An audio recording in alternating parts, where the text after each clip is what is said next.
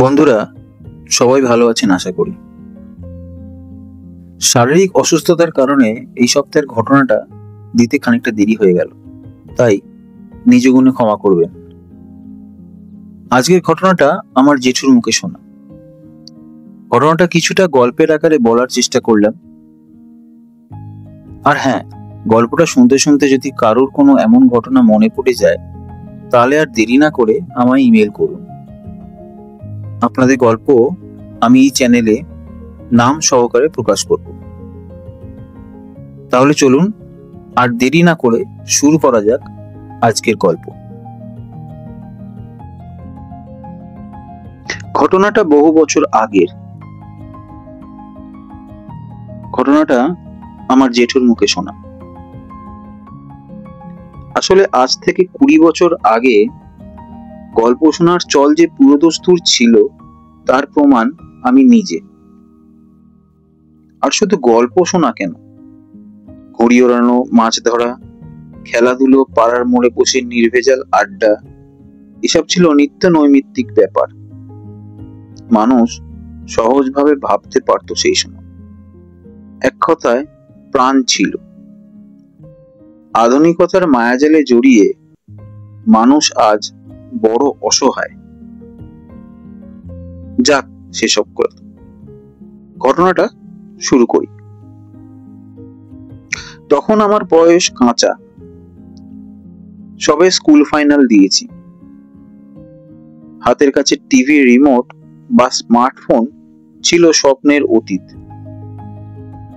এসবের ছোঁয়া তখনও পড়েনি জীবনে। তখন ছিল একান্নবর্তী পরিবার, তাই গল্পগুজব বা আড্ডার বিকল্প কিছুই ছিল না।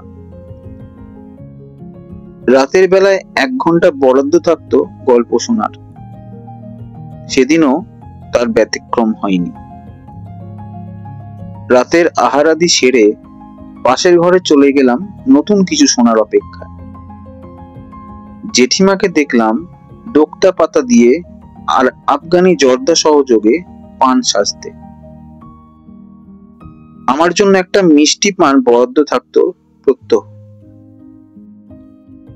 পান মুখে পুড়ে ফেলার পর থাকতো গল্প শোনার পালা। জেঠু একটা লম্বা বিড়িতে 2-3টা শুকটান দিয়ে চোখটা অর্ধেক বন্ধ করে শুরু করতেন তার গল্প। এবার জেঠু বলতে শুরু করলেন,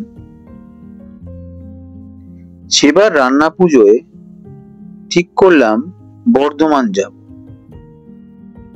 বন্ধুর বাড়ি। শুনেছি সেখানে কোনো এক দিঘিতে ভালো মাছ ওঠে। লোভ সামলাতে পারলাম না। বাড়িতে রাখা 2টো পেল্লাই ছিপ নিয়ে পরের দিনই রওনা হয়ে গেলাম অমিয়দের বাড়ি। ওই রথ দেখা আর কলা বেচা দুটোই হবে এই ভেবে বিকেল 4:20 গ্যালোপিন ধরে মেমারি পৌঁছে গেলাম। সেখান থেকে ট্রেকারে চললাম বর্ধমানের একটা ছোট্ট গ্রাম, নাম আমোদপুর। গাড়িতে ওঠার আগেই মাছ ধরার সমস্ত প্রয়োজনীয় জিনিস সেলিমের দোকান থেকে কিনে নিয়েছি। অমিয়দের বাড়ি পৌঁছতে 1/2 ঘন্টা সময় লাগলো। বাড়ির বাইরের অপেক্ষারত ছিল সে। বাড়ি ঢুকতেই মাসিমাকে প্রণাম করে কলকাতা থেকে নিয়ে আসা সেন মহাশয়ের দইয়ের হাঁড়িটা দিলাম। মাসিমা আশীর্বাদ করে বললেন, এতদিন পর এই বুড়িটাকে মনে পড়লো? আমি একটু লজ্জিত হলাম। রাতের খাবার হতে তখনও বেশ দেরি, তাই বাটি করে খই, বাতাসা আর বাগানের কলা দিয়ে জলযোগ সারলাম। শেষে গুড়ের শরবত। রাতে কচি পাঁঠার মাংস আর সরু চালের ভাত যেন অমৃত। গ্রামে থাকার একটা মজা রয়েছে। এক তো শহরের কোলাহল থেকে অনেক দূরে, গাড়ি ঘোড়ার ধোঁয়া অত্যন্ত কম, আর তার দরুন পরিবেশ দূষণও বেশ কম। তাই রাতের দিকে বেশ ঠান্ডা লাগে। এখানে তো মে মাসেও ভোর রাতে গায়ে চাদর দিয়ে শুতে হয়। অমিয়দের মাটির বাড়ি হলেও সেটার দুটো তল। আমরা দুতলায় থাকার বন্দোবস্ত করলাম। ভোরে উঠতে হবে, তাই বেশি রাত অব্দি না জেগে গায়ের চাদরটা টেনে ঘুম দিলাম দুজন। কাক ভোরে বন্ধুকে নিয়ে বেরিয়ে পড়লাম যে কারণে সেখানে যাওয়া। লাল মাটির পথ পেরিয়ে পৌঁছে গেছি মৃত্যুদের পুকুরে।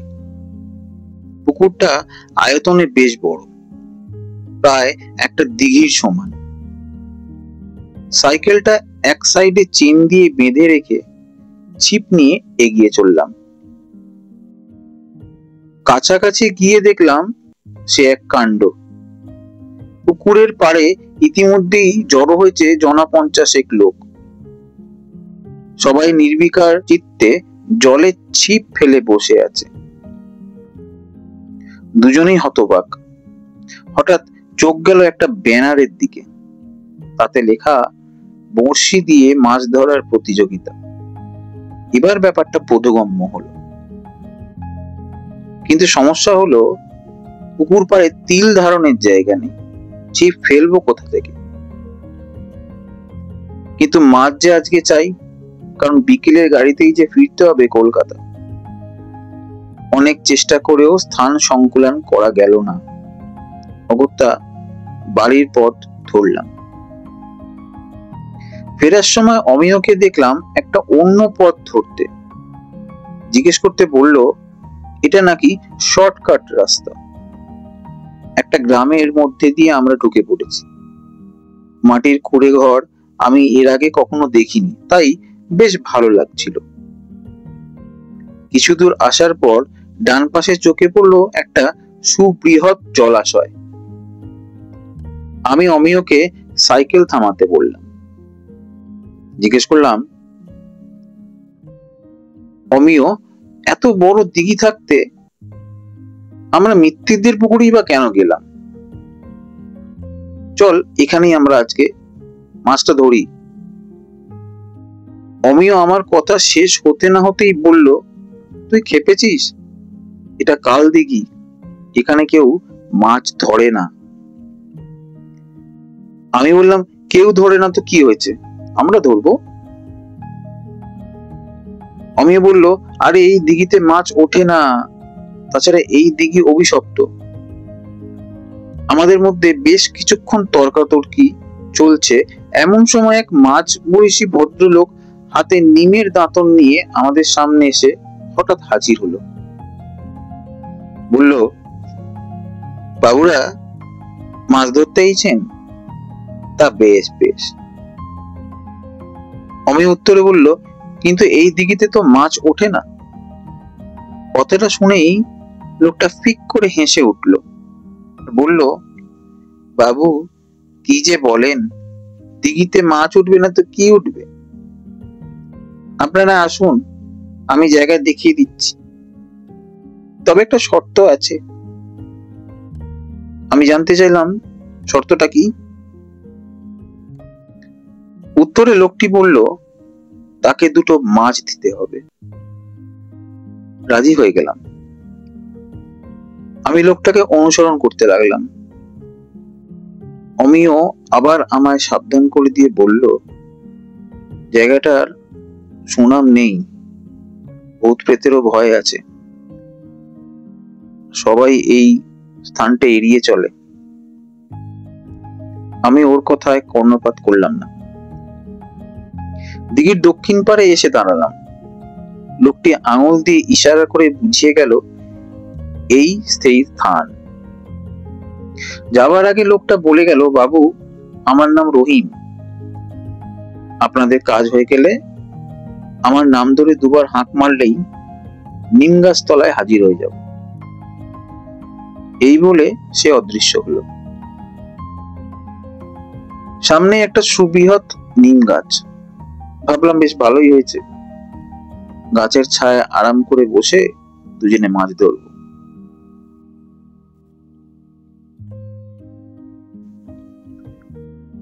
অমিয় কিন্তু কাঁদুনি থামালো না, বলতে লাগলো ওর গা ছমছম করছে। আমি তিরস্কারের ভঙ্গিতে ওকে বললাম, নিজের এমবিএ ডিগ্রিটা জলে ফেলে দে, শিক্ষিত হয়ে এখনো এসবে বিশ্বাস করিস? এবার অমিয় চুপ করলো। নিম গাছের ছায়ায় বেশ আয়েশ করে বসে পড়লাম। পিঁপড়ের ডিম আর আটা দিয়ে তৈরি মাছের চারা তৈরি করে এনেছিলাম। এবার সেগুলো দিঘির জলে এদিক ওদিক ছুঁড়তে লাগলাম।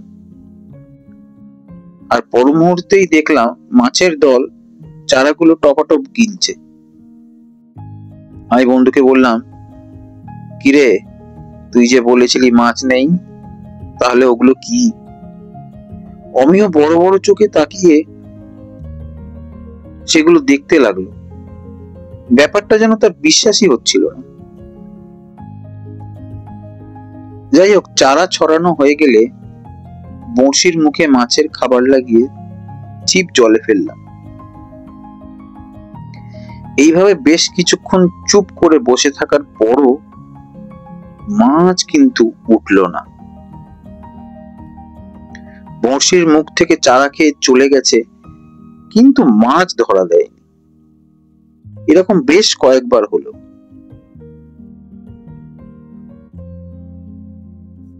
তখন সকাল গড়িয়ে সূর্য মাথার উপরে। ঘড়ি বলছে দুপুর হয়েছে। এবার একটু হতাশই লাগছিল। ভাবলাম একবার শেষ চেষ্টা করে দেখি। নতুন করে বড়শিতে খাবার দিয়ে ছিপ ধরে বসে রইলাম। মিনিট খানেক পর ছিপে টান পড়লো। ছিপটায় বেশ কয়েকটা টান পড়তেই বুঝলাম বেশ বড় মাছ ছিপে পড়েছে। বেশ কিছুক্ষণ মাছটাকে খেলানোর পর ছিপটাকে পাড়ে টেনে তুললাম। একটা জিনিস দেখে মনটা আনন্দে ভরে গেল, ছিপে একসাথে দুটো পেল্লাই সাইজের কাতলা পড়েছে। মাছগুলো তৎক্ষণাৎ সঙ্গে নিয়ে আসা শোলার তৈরি বরফের বাক্সে চালান করে দিলাম। এরপর আবার সেই হতাশা। ভাবলাম আবার কিছুটা চারা দিলে ভালো হবে।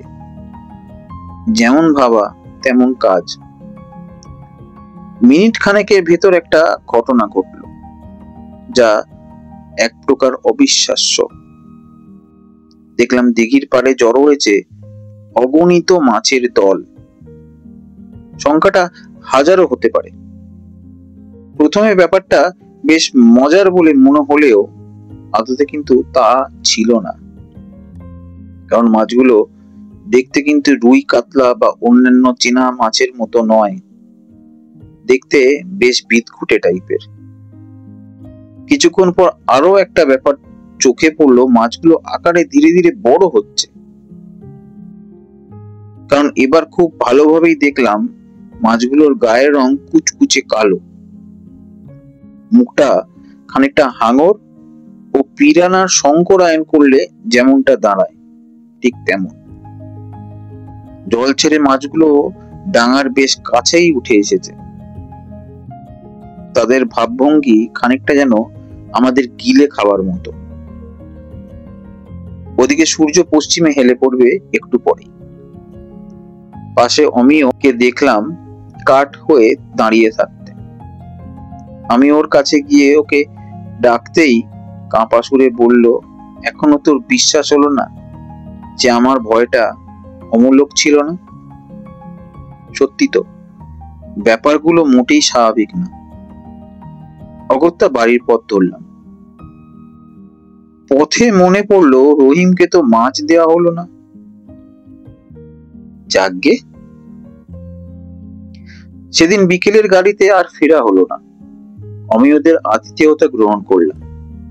দুটো পেল্লাই মাছের একটা সেদিনই রাতে রান্নার জন্য দিয়ে আসলাম ওদের বাড়ির রাঁধুনি চন্দনার হাতে। চন্দনা তো মাছ পেয়ে বেজায় খুশি। সন্ধে নেমেছে চারপাশে। ঘরে ঘরে শঙ্খের আওয়াজ শোনা যাচ্ছে।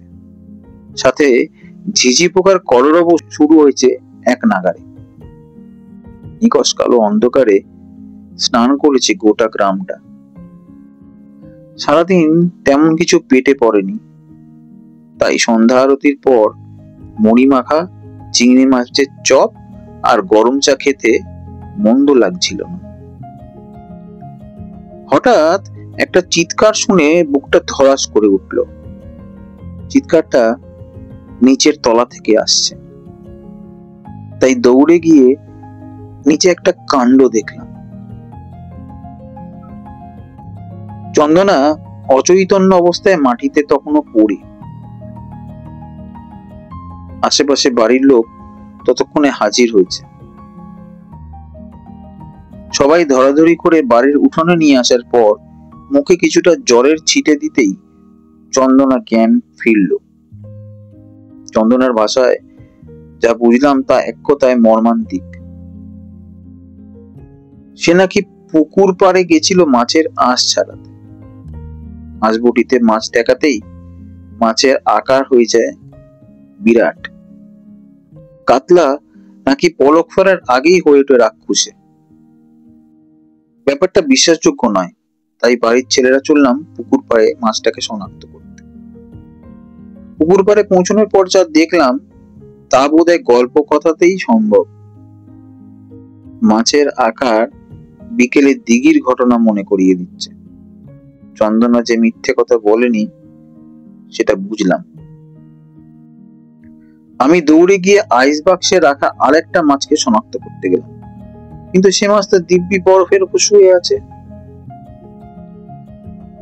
দিঘির ব্যাপারটা আমরা গোপন করে গেছিলাম সবার থেকে। পরের দিন খুব ভোরে বন্ধুকে বিদায় জানিয়ে কলকাতার গাড়ি ধরলাম।